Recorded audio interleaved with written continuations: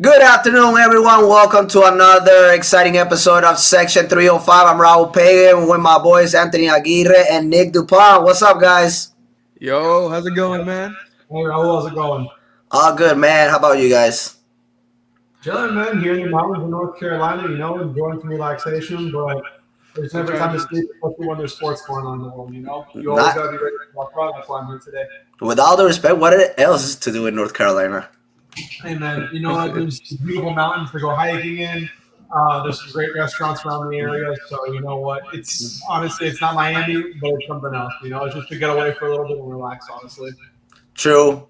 I mean, it's like basically an escape place to go and like reflect or just basically be in peace because basically be out of the city noise, especially when like right now the football and the basketball season in North Carolina Tar Heels right now is still on waiting mode for next season, August, and then basketball for October.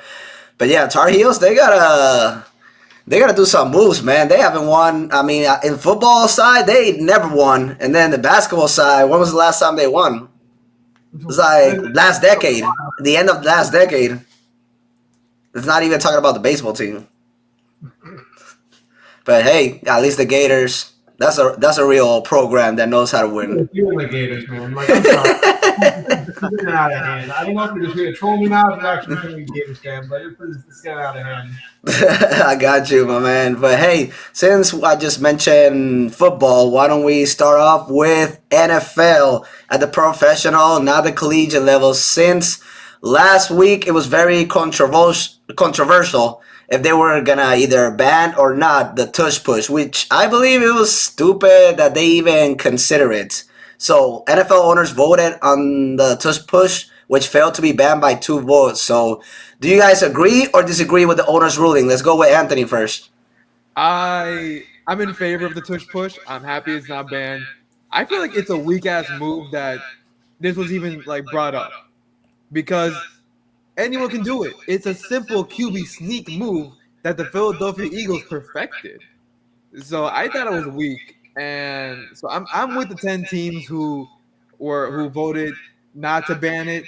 I mean, of course, our Miami Dolphins voted not to ban it, so at least they did something right this summer. Even though they don't utilize it. They don't. No, they don't. No, they do not. And they don't have the QB to do that. So we can't do that really to that strength. But I'm happy. I'm good. I'm glad it's not banned. And it's just weak because imagine if next summer they like someone, let's say for example the Pittsburgh Steelers, they were like, hey, we want to ban QBs from running because we deal with Lamar Jackson then like twice a year or whatever, however it is. Like, it's just ridiculous. Anyone can do it. So stop complaining and just if you can stop it, you stop it. If you can't, do better. And that's simple.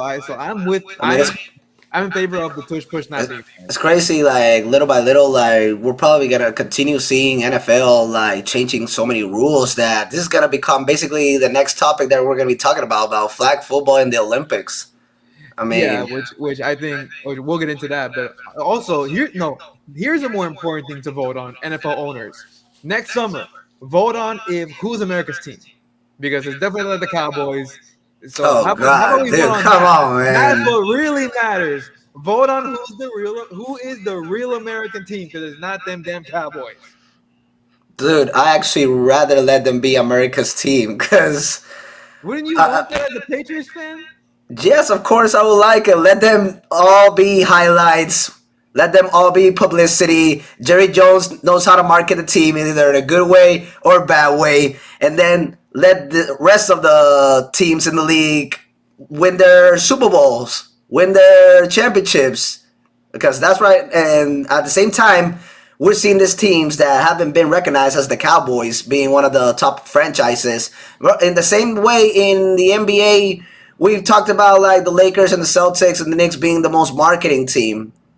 And right now, and we don't name none of them America's team, but we already know who is like the biggest franchises. Same way we could talk about NHL teams, MLB teams with the Red Sox and the Yankees. basically the Cowboys are the ones that named themselves America's team. Tell me who was the one that said, like, between owners or people that have worked throughout decades and years in this league, that basically they made a meeting. They had a meeting, sorry, and all of a sudden proclaimed the Cowboys as being America's team. That was basically themselves. It's not even a rule. It's not even a real recognition. It's not a real recognition. It's most about them promoting themselves. Yeah, it's time to change that. Time to take that away. I mean, but what's the NFL? Instead of this, vote on that. That's what really matters. But that's not even like a real rule in the NFL. That's them proclaiming themselves. Oh my God! And it's honestly just for Cowboys fans riding high on the '90s. Still, I don't know why they keep riding on the '90s. It's like the way the Dolphins ride on the '70s, because we have the perfect season. But honestly, the Cowboys are not America's team. America's team, for me, is the champion of every single year of the Super Bowl. So right now, in my opinion, it is going to be the Eagles. Honestly, I would argue that and say that the Chiefs, just because they had a better team throughout the years and they've been more Super Bowls. But right now, I'm with the Eagles are America's team. And before that, let me actually answer the question. I think, honestly, the ruling, I mean, I agree with it. I think it's fine having the Tush Push in the league. I think it's honestly really stupid to even have a meeting about this because piggybacking what you're saying, Anthony, it's just a play. Like, it's a QB sneak. Yes, not a lot of teams utilize it, but then that's their decision to not utilize this play. At the end of the day, the job of the defensive coordinator is to figure out ways to stop plays like this. And if you can't stop plays like this, and clearly we've seen it all season, and before that, the Tush Push just cannot be stopped, especially with this Eagles offensive line. A defensive coordinator is going to have a hard time. It's going to be their worst nightmare. So overall, I agree. I think it's fine to keep the play alive. I don't see a reason why they should take it out. Also, it's just weak. It's just a sign of weakness to me. Because if you're like, okay, so the Green Bay Packers are the reason this meeting even happened with the Tush Push. Yep. To me, that's the sign of weakness. I mean, if you're complaining that you can't stop a play, then you clearly just have holes in your defense. That's it. It's just simply that. And it's not. I mean, is it really? Are you really going to blame Philadelphia for perfecting a move? Like, come on now, that's just ridiculous. You know what's crazy is that the Green Bay Packers actually got a good O-line. Like, if they can perfect it. This is most Matt LaFleur has been an amazing coach for the Packers. When Aaron Rodgers was there, he proved it when Rodgers walked out of the door. And the way he's developed Jordan Love, the pieces around them, which are all young players, talented, little by little, they have been like developing and ascending. The Packers are actually like that young OKC Thunder team in the NFL. They're on the way to like possibly make a couple of runs in the playoffs, make it to the Super Bowl, win some, and what they've always based on is their defense and their O-line. When the Packers won the last Super Bowl, that was like what, 14 years ago, against the Steelers. Around there, yeah, around there. And so since then, like Rodgers around him had, let's just say, some or not Hall of Fame wide receivers, tight ends, but it was mostly like that good defense that they had, the good O-line protecting the quarterback. I mean, Rodgers, he had 4 MVPs with that team, and he's not a running quarterback. He's more stay on the pocket. He's in the pocket. He's an improviser. Exactly. He's an improviser. He's a quick decision maker, but he's always in the pocket. He's not like those running quarterbacks that we're seeing nowadays that are perfecting it, like Josh Allen, Lamar Jackson, and others that little by little have that as a better game than passing it.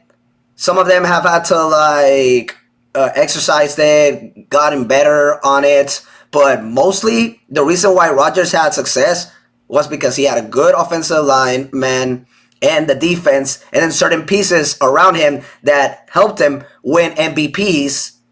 and made him do runs that even if they fell short to make it to the Super Bowl, they were always like one of the favorite teams last decade to make it and represent the NFC. And now this team in the draft, what are they always selecting?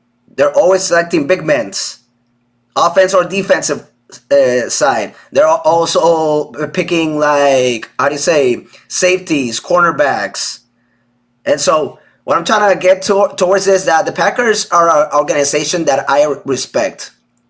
I really do because they've done an amazing job. Was also having successors, quarterback successors. We saw it with Aaron Rodgers when Brad Favre left. We are now seeing it with Jordan Love. We're probably going to continue seeing it. They've had their good coaches like Mike McCarthy when he won a Super Bowl. Recently, having Matt LaFleur, and he's doing a good job. So I'm just surprised that of all the of all the franchises, all the organizations, this was the team that can actually do a good job. This actually can benefit them with Jordan Love, which is a mobile quarterback, to perfect it just like the Eagles. Even the Detroit Lions, they got Jared Goff, who is not a running quarterback, but they've actually utilized this type of play, and it's been on their favorite. Like it's not like perfect as the Philadelphia Eagles, but at the same time, like the Eagles are not gonna have this like forever. Like we're gonna have some other teams that are gonna be superior to them. Right now, the Eagles are the ones that have mastered it mostly, but other teams that are on the way to have success offensively, like they can also, you know what I'm saying, focus on acquiring in the next drafts or veterans that still can do a good job in the center side, guard side, left, right and left, O-line, and basically like this type of play can actually help them, like in those certain plays when they need 1 yard, or when they need to get that 1 yard for the first down, when they need to like be in a good field goal range, if they're desperate, if they're right there in the goal line to make a touchdown. So that's what I was surprised at of all the teams, the Green Bay Packers. I mean, I could understand other teams that don't got the same talent as all those teams that I've mentioned right now that are in the NFC, the teams that are in the AFC as well, like Josh Allen, the Buffalo Bills. He's had his ups and downs with the O-line, but right now, like they have a good, decent team. Patrick Mahomes, the Baltimore Ravens, all those teams, like look how their quarterbacks have so much time to make a decision if they cannot execute an offensive play designed by their coordinator or by their coach. Obviously, those are quarterbacks that can move with the ball, run with the ball, and basically improvise. But the ones that are also mostly on the pocket that I mentioned, like at the same time, like this hasn't been something that has affected the whole NFL. Just certain teams that basically are hating on this type of plays. Well, I wouldn't say that necessarily. I mean, I would say it has affected the NFL. Just introducing a play like this in general can just be added to any single offense and be like, oh, this is an unstoppable play. Our quarterback can do this. He can just run right up the middle, but not every quarterback is running for example. I do agree with Anthony in the fact that I think this is a sign of weakness from the Green Bay Packers and even putting up this ruling. Uh, they have literally one of the best running backs, if not a top 5 running back in the league in Josh Jacobs. And like you were saying about their offensive line, they have an amazing offensive line. I just think they need to stay out of the injury. They cannot catch the injury bug, and I don't know, man. I overall think that it is a sign of weakness, and I think the Eagles just changed the game. Honestly, that's what I'm trying to get at. Yeah, Packers, and I just say just quickly, like Packers are again a very respectable organization. They've done things the right way. A bunch of legends come across that organization, but to just bring this up and to try to get this whole thing banned just because you had arguably the biggest issue against it, I just think that's weak. It's pathetic. Just literally, I'm All sorry. right, so in what ways has this affected the NFL? Well, just it introduces a new play to everyone, for everyone to add to their playbooks if they really feel like it. So, for example, like when New York Jets, for example, the running quarterback like Justin Fields was a very similar game style to Jalen Hurts. They could honestly pick that up in their playbook if they want to. Now we've seen other plays like QB, like designed QB runs or just running opportunities for quarterbacks, but this is just like a simple QB sneak. It's literally all it is. It's a QB sneak with a little push from behind. That is all. Like I think teams should start using this in the future, and it's affected teams in the sense of like teams have lost with this play before against the Philadelphia Eagles. And again, I really hope I start to see teams use this in the future for their own like conferences and games and stuff like that, because it's a very big advantage to learn and use this play, especially in like fourth down situations where it's 4th and 1, 4th and inches, or even at the goal line. Like it's an unstoppable play, and will continue to be unstoppable until someone learns how to defend it. And I'm just waiting for that moment. I mean, so in basketball, was it Phil Jackson and the Bulls' fault or Phil Jackson and the Lakers' fault that people couldn't like basically read the triangle offense? No, but it's not like that's what I'm saying. It's a play, man. Yeah, you gotta learn. You gotta learn how to stop it. It can affect. It can affect so many teams. All right, we understand that, but that's still not supposed to be like a rule. Like I feel like a play should not be a rule unless it's something like a foul play, like a dirty play. I think we agree on that. Is not a dirty play. That's just a move that they cannot stop. At least by the Eagles, but there are some teams that have tried it and people have stopped it. Well, yeah, I mean, again, it's not like the most unstoppable move. I think what Nick and I are just saying is just this is a weakness on the Green Bay Packers to even bring this up in the first place. Well, yeah, I mean, but all right. So, but what I'm right now I'm fighting and debating with Nick. It says that this actually has affected a lot of teams. In what ways? Yeah, certain like controversial plays, last minute plays. You know, what I'm saying that teams have lost against the Eagles, but at the same time, like the Eagles don't play the whole 30 teams in the league. They just play the schedule that they have, the 17 games. Sometimes they play twice against a team. I mean, listen, man. So it's not like the Eagles are playing the whole league.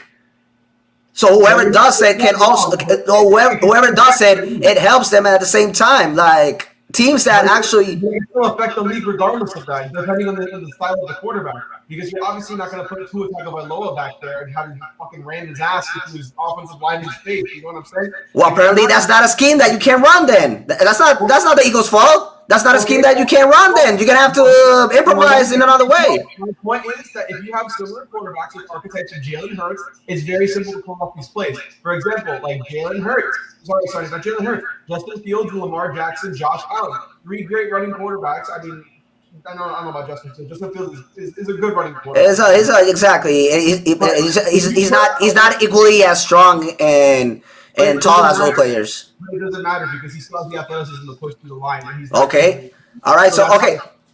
All right. So one thing that I respected with Sean Payton was a coach for the Saints was that instead of using Drew Brees, he used Taysom Hill in those type of situations when they needed a first down to run the ball. That's what teams should also utilize. Taysom Hill played like a tight end. He played like a running back, not a real quarterback, but that was his position. That's what they want to utilize him. And so in those type of plays, then the Dolphins can utilize somebody that can run the ball. They don't have to utilize the quarterback. It was a hybrid quarterback, running back, and tight end who teams very quickly learn how to play against. Yes, he would go off in these crazy games, but the entire idea with Taysom Hill was, okay, if he's at quarterback, we're scheming him to force him to throw the ball because he's not a consistent thrower. Running the ball, he can open and hit the big hole, but as soon as he gets in the open field and takes a fucking hit, he's down. Now you have him at receiver. When you have him lined up at receiver, he's good at medium route running and short route running. Catching is not his strong suit, but blocking is. He's a great tight end. He's one of those guys that would be perfect for the Tush Push. But exactly. But it got to the point where teams started scheming against Taysom Hill, so that eventually the Saints started underutilizing Taysom Hill because there was really no need for him because teams knew how to scheme against him. It's the same thing with every other quarterback and every other play. You literally just have to scheme against this, and then once you learn how to beat this, that's it. Like it's gonna go out to the NFL. Like everyone found out Tua Tagovailoa's strength. He can throw in the middle of the field. So what do teams do? They shut off the middle of the field and force them to throw silent. As soon as Tua goes sideline, that ball's either going under or over the receiver, or perfectly in the hands. There's no like in between, honestly. Like it's either the first two. So is those type of quarterbacks' faults that some of them cannot basically run that type of play? Absolutely. How is that? How is it Jalen Hurts' fault that Tua cannot run those type of plays? Let me get this point out. I'm not saying it's his fault. I'm just saying that it's a designed offense for specifically designed quarterbacks to run that ball. Since Jalen Hurts grew up being a running quarterback, he's able to run through the holes and run through that push line. Other teams will not put their quarterbacks through that because of the player health. It is a very big risk for concussions because one, you are pushing your quarterback head first into defensive linemen, and they're also jumping on top of his back. So it is a very big health concern, which is the reason why Tua Tagovailoa would not be able to run this. But Jalen Hurts is a perfect quarterback. He's big, he's strong, he's a good runner, and he can jump over the line. He's athletic. I'm not saying that Tua isn't athletic. He is, but for different reasons that he's athletic. That's what I'm trying to get at. It just really depends on the style. If you're a team and you want to use the first push, okay, cool. Let's dissect our quarterbacks. Do we have a running quarterback? No. Do we have a big and physical quarterback? No. Okay, so we're not going to be able to run this play. The only situation that you've seen this in the past is in Wildcat offense, where you have the running back, like Ricky Williams, for example, be in the backfield and rush the ball right at the middle while getting pushed by his teammates. It really just depends on the style of offense and the team. You're never going to see the Dolphins use this because of A, player health, and B, Tua's not big enough. And they're definitely not putting Quinn Ewers or Zach Wilson back there to do that shit, I guarantee you. No, Tua's really just the worst QB at the moment for a Tush Push. I mean, you have all those guys on top of him, and pause, but like just on his head, can his head comprehend all that pressure? Don't want to test that out. Okay, I understand that, but then in those type of plays, they can utilize Quinn Ewers for that. But Quinn Ewers wasn't a rushing quarterback. If he developed, but he's physical. But he's physical. He's got the strength for that. But that depends on the Mike McDaniel offense. Then, if they're going to run that system, what I'm saying is, it's not meant for every single offense in the league. Every single offense has their own. I agree with that. I'm not disagreeing with that. What I'm trying to say is that I'm still trying to get to that point that you said. Like, I understand what you're trying to say about it affects teams that they can not run that same play. But that's what I'm trying to say. Like, what's the team's fault? The ones that can do it and the ones that cannot do it. That's not my problem. That's not my problem. It's a play. It depends on the offensive schematics of the team. That is all that matters. If you're a team that wants to do that, go for it. Technically, every team should be able to run this play. Every single team should be able to run this play, but they don't because of A, player health, and B, the whole system and the way it's set up. That is my point, and that is my argument for how. And my point is that either they utilize it or not, and if they want to, you don't need to put Tua right there, like for those type of plays. You can do the same thing that Sean Payton did, switching Drew Brees with Taysom Hill when they needed a first down in in first and inch or first and 1 yard. I mean, 4th and 1, 4th and inch. Even going to the touchdown. I'm saying like teams can utilize other players for that. It's not only for quarterbacks. End up in another concussion at this point. I mean, that's all I'm hearing. You want him to be in the push. Yeah, all I hear is concussion waiting to happen. But all I think is Tua jumping over that line and just clashing heads with somebody, dropping. Bro, but that's mostly on the offensive line if they don't do their job. But they get mad. Offensive line compared to other teams in the NFL, and there we go. Now we have another argument. Okay. All right. So this type of play works for some teams. It's not gonna work for other teams. It's the same thing as plays that we've seen in basketball. It's the same as signs that we've seen in MLB. It's the same as other plays in the NHL. Like, it is what it is. It's a play that it benefits some teams. It doesn't benefit other teams. But it's not a rule. It's a play. Yes. And if teams cannot utilize it, then hey, try to be creative. Try to create a good offensive scheme. Like, and if you want to utilize it, but you know that you're putting your quarterback like in a dangerous situation, like the Tagovailoa that you just mentioned, they can utilize other players that can run through that type of play. That's what I'm trying to say. They could, but it's just a matter of coaching. Because again, like you said, I agree. that's I what Sean agree. Payton did. We're not so sure that's what Mike McDaniels is gonna do because he's just a very different type of a head coach or even play caller. So that will rely on on the head coach, which again, very different play styles, between the two coaches. And just to end it with this, and I'll give it to you once again, Nick. Like eventually, like the Eagles are not gonna have Jalen Hurts forever. Like eventually, this is not gonna work for them, and it could work for the Green Bay Packers with Jordan Love in the nearest future. To the teams that like have how do you say inside the pocket quarterbacks and not mobiles.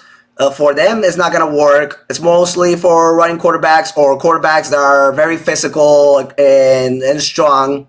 But that's going to be changing for all the teams. It's going to be rotating through years and decades. Like there's going to be some point, moment that the Eagles are not going to be mastering. It could be the Commanders. It could be the Lions. It could be the Right. Cowboys. It could be Real quick on that. Like you're right, but at the same time, that was kind of the same narrative when Jason Kelsey retired.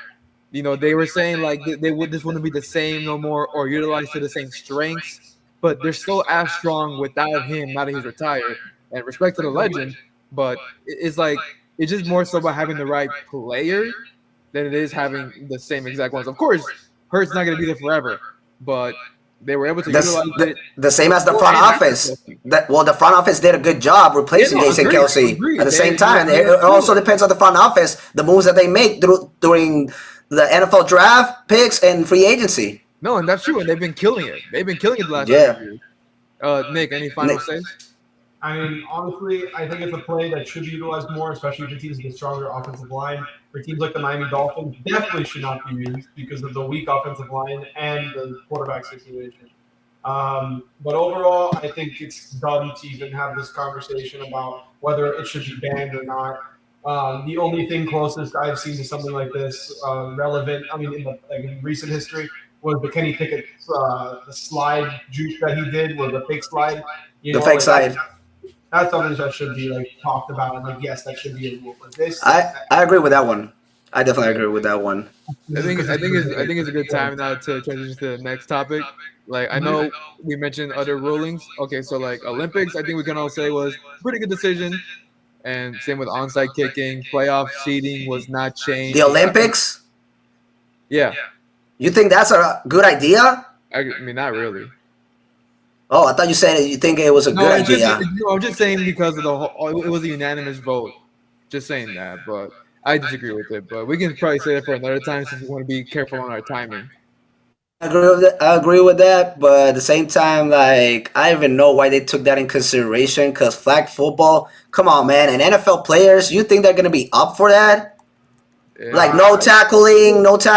Like it's basically what I said about the rules that are gonna be coming in the future. This league is probably gonna become a flag football league.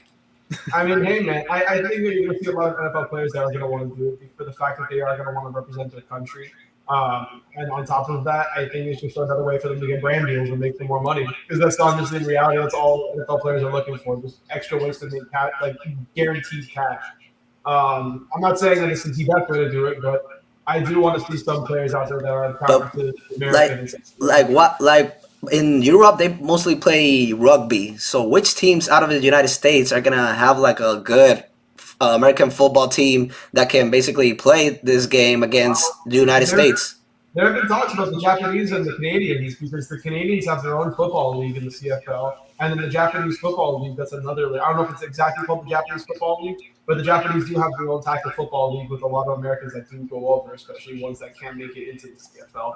So you'll see a good mix of people and some athletes in there. I just don't know how competitive it's going to be. That's what I'm saying. It's not going to be interesting. Well, it's gonna be more marketing. It's gonna be more marketing, just like you say, which I agree. But that's sports. That's sports. Everything's about money. Everyone wants to find a way to make money nowadays, unfortunately. But the Olympics, that's the hardest part of sports nowadays. It's more entertaining, not really about money. But Nick, in the Olympics, tell me one sport that you say, "Oh, this is not physical," or "This is not interesting," or "This is not competitive," or "This is not a show." Like, tell me one sport that you say, like, I understand that all of us have a least favorite sport that we're not interested in watching, but even when we're family gathering or we're friends and we're watching it, we're at whichever public place, we still like how do you say support whichever country we're at, and you know what I'm saying, and it's passionate, even though like the least favorite one, it could be what Spartan or. But that's what I'm trying to get at. I'm just saying you're probably going to have a lot of American athletes, especially in the NFL, they're going to want to play for their team and for their country. Because you already see that with the NBA. You had LeBron and basically the reimagined Dream Team come out of nowhere and come back and compete in the Olympics to win USA's gold and put them back on top of the world. And the NFL is going to do the exact same thing as what the NBA did. They want to show everyone that, hey, we are the best at this sport and no one's ever going to top us. And then with showing that to the world, people are going to be like, oh, wow, flag football. I wonder what that's like. And then you're going to develop more athletes, and it's just going to bring more people together in the world to play football. I think it's best now to just move on to the next one. Yeah, we'll have this conversation also with Kolia, because I can't believe, Anthony, you let him get away with that. Him comparing to Team USA basketball. All right, let's get to this one. This is one I've been kind of wanting to talk about for a minute. The Shedeur Sanders, which will likely enter training camp as the fourth quarterback, like my man Anthony said on the depth chart. The rookie quarterback signed a 4-year, $4 million rookie deal. Which was the guaranteed, Anthony? For pretty much 400,000. 400,000. Yeah. All right. So basically, he signed a $4 million and 1,600 guarantees, something like that, right? Give or take. Like per year. Yeah. All right. So what does Sanders need to do to climb the depth chart? And if he's out, which I don't feel throughout this question that they drafted Shedeur Sanders, gave him already a rookie deal, and they're going to cut him. And if they cut him, he's still on a rookie deal with the franchise, so he's not a free agent. So, what I think he needs to do is just, first of all, continue to show that he's coachable and that the big moments don't get to him, because of course we all know, well, there hasn't been any like big news as to what happened in like workouts or interviews, but supposedly, sorry for interrupting, I'm just gonna say supposedly like teams were not, how do you say, convinced or intrigued in like his attitude towards if he can be a leader for the franchise. It was mainly with the Giants. That's when the news broke out. But so far, and I've been keeping up with most of his interviews.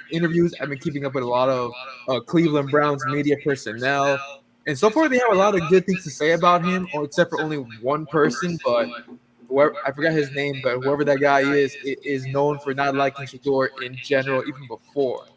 So really? We're going to take him out. I'm taking out the equation. But so far, most of Browns media personnel actually really like Shedeur. They like how he's approaching training camp and everything. What he needs to do, of course, is continue to show that he is coachable, be a leader. I know it's going to be hard as a rookie QB, but that is what you're asked to do in that position, be a leader. So I think it's going to be a lot of that. Also, showing that you can overcome your weaknesses. What type of weaknesses? I mean, of course, the long ball. I mean, we know he's not known for throwing long range, so that's one. But also, like, not folding under pressure. Like, okay, how can you do it when things are just going insane? So those two things. My main opinion is if he overcomes those two things, I think he really starts to climb up in the depth chart. And also, like, and Koila sent us this in our group chat, and I actually saw this too before he sent it. So there was a tracker today of today's practice. Here are the completions. Flacco went 9 for 14, 1 touchdown. George Pickett, he went 9 for 16, no touchdowns with no interceptions. Gabriel, the other rookie, Dylan Gabriel. Dylan Gabriel, 11 for 16, 2 touchdowns, 1 interception. Shedeur Sanders, 7 for 9, 3 touchdowns. So he's clearly making a great impression on the franchise, the media. So I think he's off to a good start in terms of climbing, because I think, respectfully, George Pickett is gone. I think he's not going to stick around for that much longer. You mean Kenny Pickett? Kenny Pickett, you mean? Why am I hearing Georgia? I think he's great. It's Kenny Pickett. Kenny Pickett. He just won a Super Bowl with the Eagles. Not doing anything. Is this the trade with He played in that Super Bowl. Let's not forget he played in that Super Bowl. Don't disrespect my man. Oh yeah, all right. When they were blowing out the Chiefs. Oh yeah, of course. Yeah, thank you, Nick.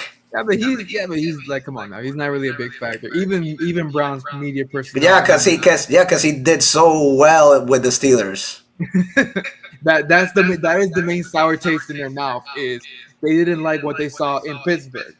And of course, they're not big offensively as a team. That's a whole different situation. But No. Wait. they are not. But most of them are just not convinced with Pickett. No. Wait. They in the past years, the reason why they've been a bad offensive team is because of Deshaun Watson. Don't give me that. I'm talking about Pittsburgh. Oh, Pittsburgh. All right, sorry, my bad. And again, we talk about poor QBs, and this is not including Watson. He is likely not going to play this season due to his injury. So they can't. It's 4, not 5 QB depth chart. Nick, I'm gonna give it to you, but I just wanted to basically ask a question to Anthony. Which was the past 2 seasons with Colorado that didn't convince you that he can throw the ball like a long distance at the same time execute under pressure when that's exactly what he did the games that they won? I mean, and the reason why they won because their defense was bad both years. The defense got better last year. Everybody was surprised that having Primetime as their coach defensively. They were not a good team. I'm not even gonna say a decent team. They were just not a good team. They looked like the Hurricanes defense last season. The past 2 seasons, they've always been relying on Travis Hunter on the defensive side, and then on offensive side with him and Shedeur Sanders. Those are like the biggest name, and then the pieces that Shedeur Sanders had around him, he basically like complimented them. I mean, that's what I was reading in terms of scouts, because you guys both know I haven't watched much any sports in the college level, so I have to do research on that. So that's what I mainly picked up from it. And if you see the games that they lost when they started 3-0, the rest of the season they went 1-8 if I'm not mistaken, Nick, and they finished 4-8. The first year of Shedeur, Travis, and Primetime Sanders. Then this year. They just got a couple of more wins than last season. They didn't make it to the playoffs. They didn't win a conference. And what we saw most of them was like a battle of who loses superior offensively, just like we saw with the Hurricanes. If you see the final scores, it was always over 30 points. And the wins that they got was because of that offense, because of Shedeur Sanders, because of moments that when they play against Colorado State, both times in that rivalry, they had to come back, and he had to execute under pressure until the final plays, final moments. Either it was to win, ending the 4th period, or going to overtime, double overtime. It was mostly of the stats that he basically produced as a quarterback for Colorado. So that's what I'm trying to understand. Where was a situation that he choked? Where was a situation that he didn't throw the long ball? That's what I'm trying to get to it with Shedeur Sanders. Research again. I don't watch. I'm big to admit I don't. I got you. College, so it's just more so a research what I found. I got you. Nick, jump in. Nick. Overall, Shedeur just can't suck anymore. I mean, he hasn't really sucked. He never really has sucked. So he just can't suck. And, it's a lot in the NFL, especially when you're playing against QB competition and Kenny Pickett and Joe Flacco as a rookie, a 5th-round rookie, not only that. Sanders just needs to beat out Pickett, and then from there, he just needs to learn from Flacco. I think this is a great QB room. I think it's a fun QB room if you are a Cleveland Browns fan, because you have a lot of hope in the sense you have Shedeur Sanders and Dylan Gabriel for the future. But we'll see. We'll see what happens. I just think Shedeur, honestly, just needs to be better mobility-wise, and he holds the ball too long. He needs to get the ball out quicker.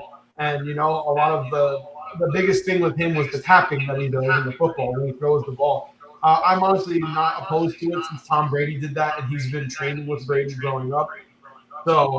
Yeah, he just can't suck anymore, man. This is the big times. If he wants to earn that contract and have that big ego like he did in Colorado, even though they went 4-8 their first season, he needs to ball out, man. He needs to ball in camp and show people what he's about. I don't think he's going to be a starter by the end of the season. Maybe he will. I definitely see Flacco in the long term being a starter for this team.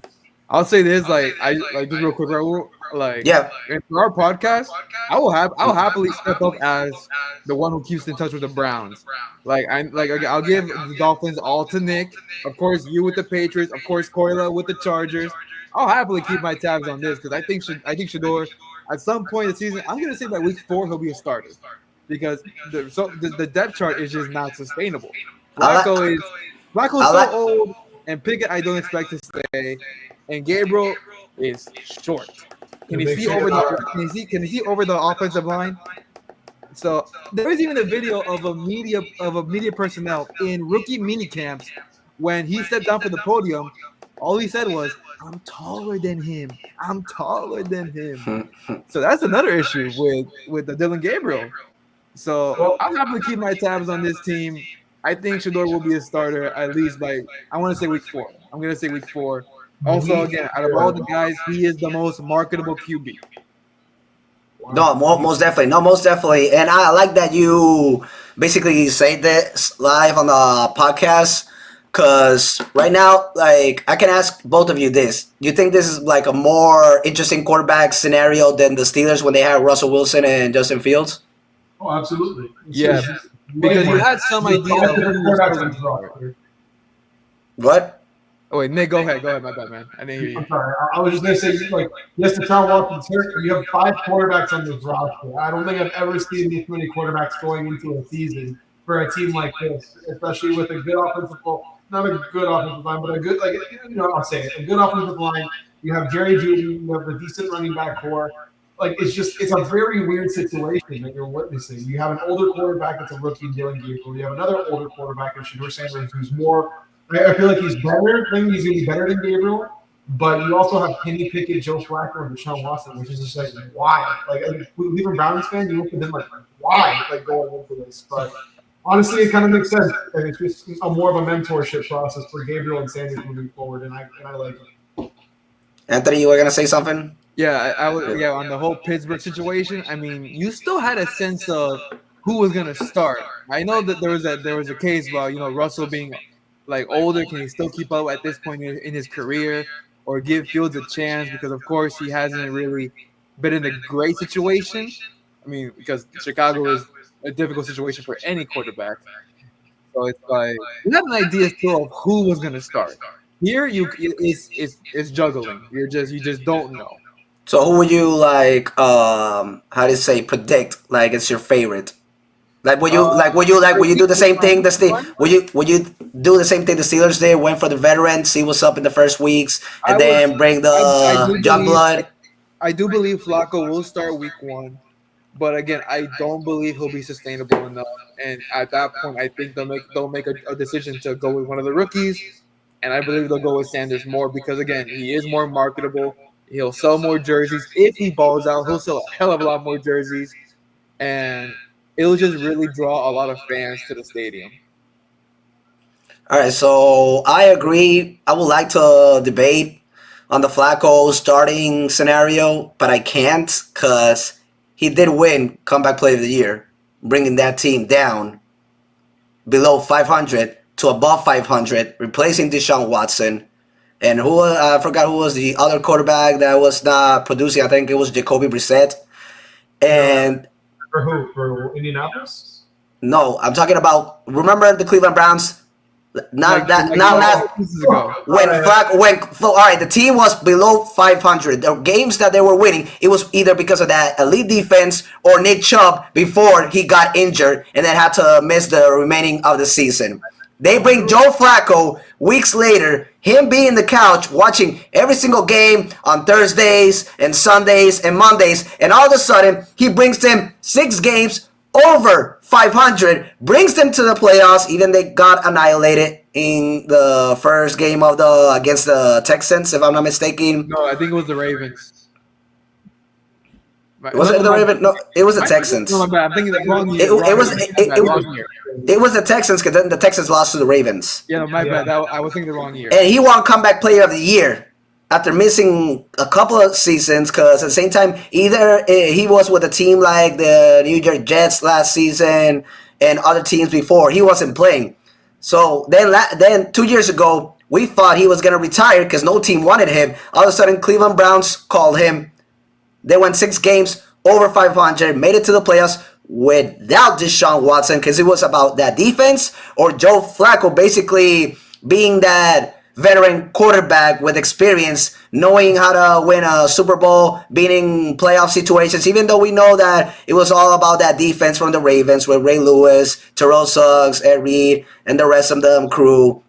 But at the same time, like, for him to be basically spending first half of a season in his couch watching the games, all of a sudden learning a different system this quick, like, that's why I agree, understand why you would pick Joe Flacco to start over Kenny Pickett, who with the Steelers disappointed, with the Eagles he was a backup, and then now being with the Browns, like, what can he, show differently than what Flacco has already proven? At the same time, Dylan Gabriel, like, he was a Heisman candidate.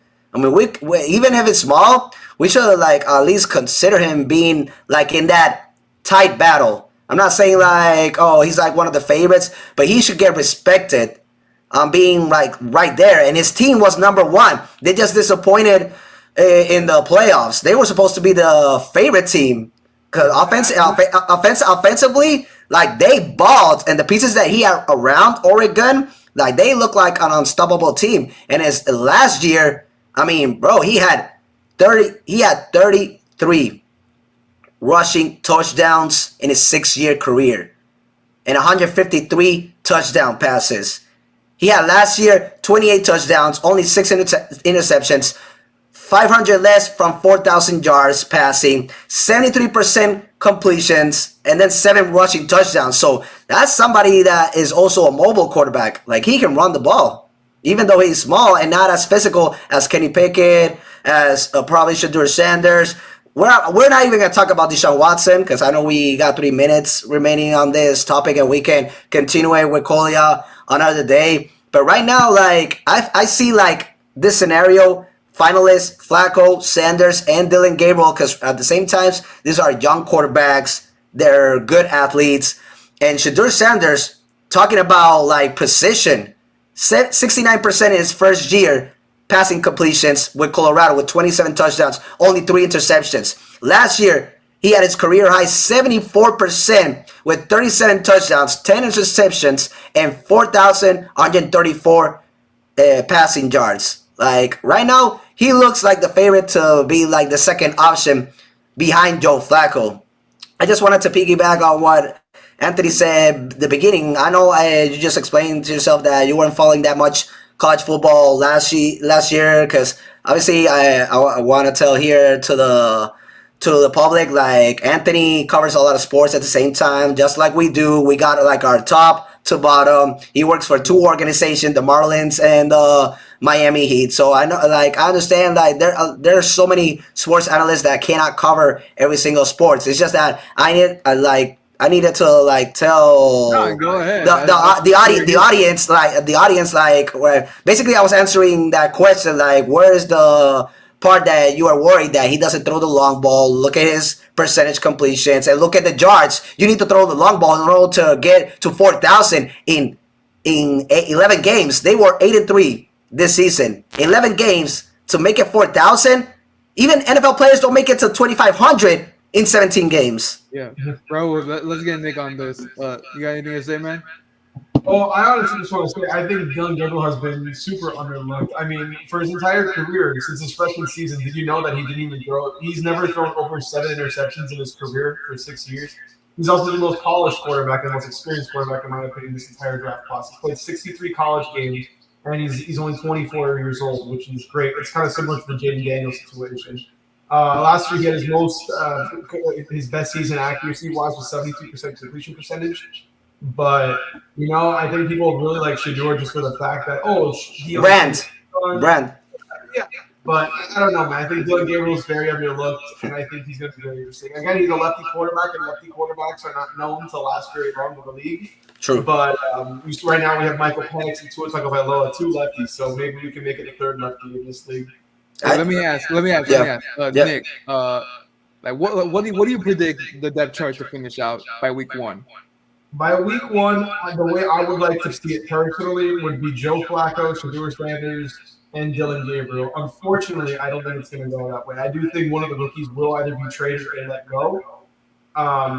Whether it's Dylan Gabriel or Shedeur, I'm not sure. Just for the sake of it, I'm going to say I would not like to see Shedeur on the Browns. I would like to see him released, and I would like to see him on the Raiders, actually, or the New Orleans Saints competing for another quarterback spot. But honestly, I'm going to go with Flacco, Pickett, and Sanders just for the market. But even I really like Gabriel. I think Gabriel could make a name for himself in the league. Bro, what would you say prediction of the depth chart by week 1? Now that I would say number 1 Joe Flacco, number 2 Shedeur Sanders, and I'm gonna risk it. I'm gonna give the benefit of the doubt to Dylan Gabriel. I like it. All right, I think we can go to our final topic now. And before we end this, at the same time, all of them are in a good situation. Yeah, of course. Oh, 100%. Jared Judy, DeAndre Carter, David Njoku, like they got the pieces. Oh yeah, you know what I'm saying, and a good defense and an elite defense. So it's not super pieces, but it definitely is to get maybe the playoff, if that. But again, Njoku needs to stay healthy. The O line needs to stay healthy, and we got to see what's up with the quarterbacks, man. I agree. It's going to be interesting when training camp starts, and we're going to be talking about all the teams that made like the right moves to be contenders in the NFC and AFC, which we know the AFC is still going to be the most competitive, and the quarterback battles is insane, especially now we're seeing with the Browns in that division. So that's our topics that we're going to have throughout the summer. But now let's talk about what can and cannot happen tonight. Game 5 between the Thunder and Timberwolves. Will Minnesota push a Game 6 and continue this series like to possibly even make it? Because they're going to return to Minneapolis. And then they can force a Game 7. This Minnesota is not a team with that much experience. But, I mean, they've been majority of this decade through the playoffs with some of the pieces, mostly with Anthony Edwards. Randall has been in the playoffs with the Knicks. So what I'm trying to say is that this is like a little veteran team, young team at the same time, but the most inexperienced, which is one game away to make it to the finals for the first time since 2012 and being the Western Conference champions, are the OKC Thunder. So do you think that they are under pressure at their home court tonight against the Minnesota Timberwolves? Absolutely. I mean, so what are your predictions, Anthony? There's pressure because again, like you said, the Thunder are a very inexperienced team. Now, the fact that they got this far is great, but this is not what they should consider success. The Thunder should really have an urgency to close this out on their home floor and potentially be well rested against what could be the Pacers. I know Adam Silver is not happy. 2 small market teams in the finals. I'm a fan of it. I love this. Hey, listen, remember last time we did predictions? I said the Knicks would close out the Celtics, and I was right on that one. So I'm going to go with my gut. Thunder closes out tonight. They're going to the finals for the first time since 2012. Indiana does the same. Small market finals. And I'm for it. I'm all in for it. Nick? I'm gonna, but you're not gonna end it. I'm gonna go with the OKC Thunder winning it tonight. I do think there's a lot of pressure on them. It's a similar situation to the Florida Panthers in the sense of you need to close these games out. You cannot give your opponents a chance. You cannot give them a second to breathe. Because just like this, just before you know it, the game will flip on the other side, or other teams will be ahead of you. So I think OKC will win it tonight, even with the lack of experience. I think this is their time to probably make a finals with this team. I think Shedeur Sanders is going to have a triple-double tonight. That's going to be my prediction. Triple-double? I think can I just say this? Just real quick, 1 minute. Like, so I help organize. Me and Nick help organize the topics for this podcast. And when we get to the finals and it looks like Thunder, Indiana, let's just say I think I have a pretty hot take when that topic comes. I'm just gonna say that. Okay. So who do you have? Before I answer this prediction. Who do you have since we're having our show next week? Who do you feel between the Knicks and the Pacers game 5 in the Madison Square Garden? Do you think the Pacers ended? Indiana takes it and blows them out. Nick? Absolutely. I think Tyrese Halliburton will have a double-double as well. That's about all I gotta say, man. Hey, what the hell? What the hell? I guess That's all I gotta say, man. I guess I'm going Also- against both of you for both predictions. I got the Pacers winning the series at Indiana in front of the fan base, and I got Minnesota tonight with Ant-Man, possibly the face of the league in a couple of years when the king, the best shooter of all time, and one of the best, if not the best scorer, retires. You already know who he is. Durantula, Curry, the King, James. I got Ant-Man showing everybody since he needs to, bounce back from that bad game that he had. When I say bad game, he didn't have a bad shooting because he didn't shoot the ball. He said when they were interviewing him, oh, I feel like I didn't play bad. You know what I'm saying? I distributed the ball. You know what I'm saying? Bro, when you are the face of the franchise in a pivotal game, like possibly the most important game of your career, and this is how crazy it is. Minnesota lost by 2 only with their 2 stars combining for 21 points. When Randall has been consistent both series, and then this series, he's disappeared in some of the games. Basically, his big game was the one that they lost. The game 1 that he scored 28.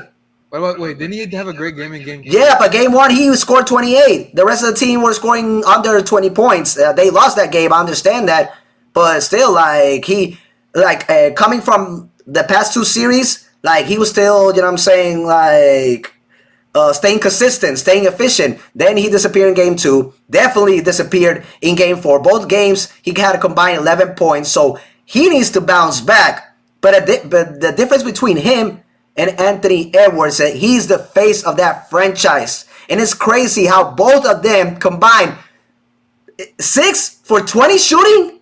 6 for 20 shooting. And Anthony only had 13 shots. And he shot more from the 3-point line because he went 1 for 7. While Randall went 0 for 3. They combined for 21 points. I cannot imagine seeing both of them do that crap tonight.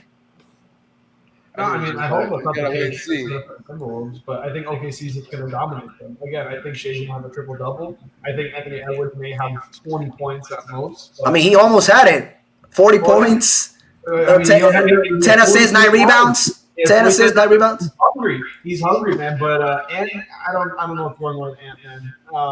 Wow, you are disrespecting him right now on this podcast. I think Ant has a good game. 16 points to keep your team alive and you choke. That's what I'm saying. He needs to answer what he did on game 4. He needs to answer. A guy that has been talked about being possibly the face of the league. He needs to respond as a superstar that basically we're proclaiming he is.